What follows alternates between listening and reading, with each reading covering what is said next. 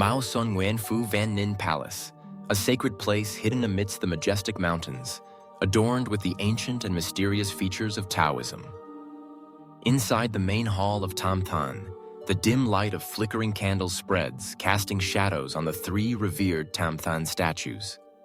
The atmosphere here is solemn, mixed with a faint scent of incense, creating an unusually serene feeling.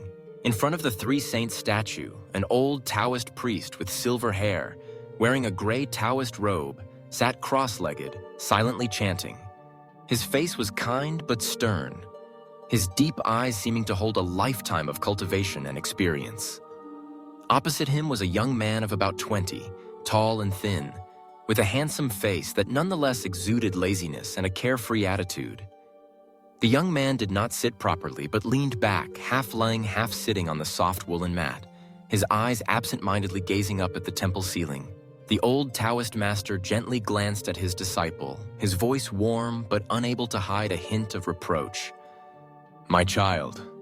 He paused, watching every gesture of the young student, then softly scolded, "In front of the third Pure One Patriarch, won't you correct your lazy nature?" Bak Tu Kong, that young man, just slightly raised his eyebrows, half joking, half sincere, and replied, "Teacher, the Tamthan Patriarch is busy with work every day.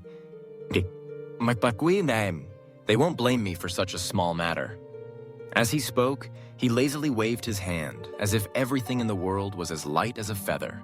The old Taoist suddenly pursed his lips, the corner of his mouth twitching slightly, showing his helplessness before his disciple's temperament. Sighing, he continued to ask, "Bak Tu Kong, do you still remember your master uncle?" Bak Tu Kong frowned in thought, then tilted his head, his eyes flashing with curiosity. "Master Dao Chun?" "Yes," the old Taoist nodded in confirmation. Bak Tu Kong suddenly smiled, his tone somewhat surprised. "Didn't Master Chan leave the sect 18 years ago and have no contact since?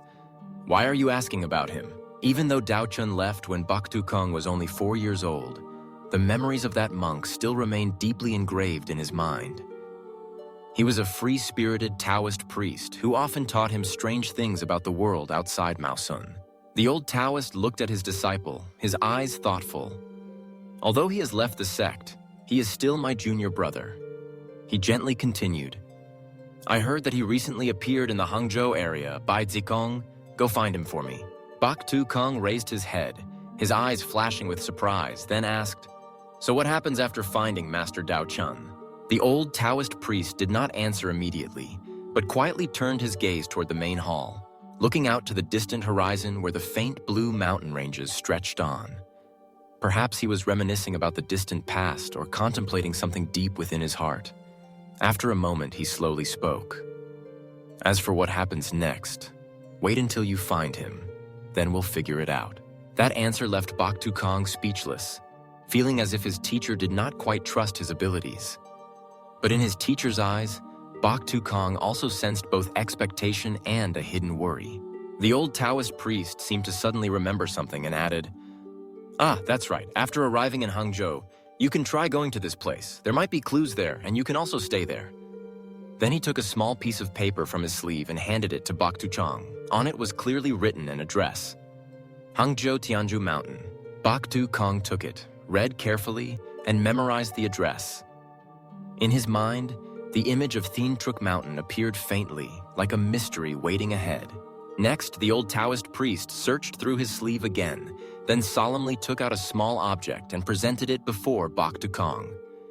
It was a seal, 6.8 centimeters long, 2 centimeters thick, with a handle 3.8 centimeters high, intricately carved with the image of a majestic mythical beast, lifelike and vivid.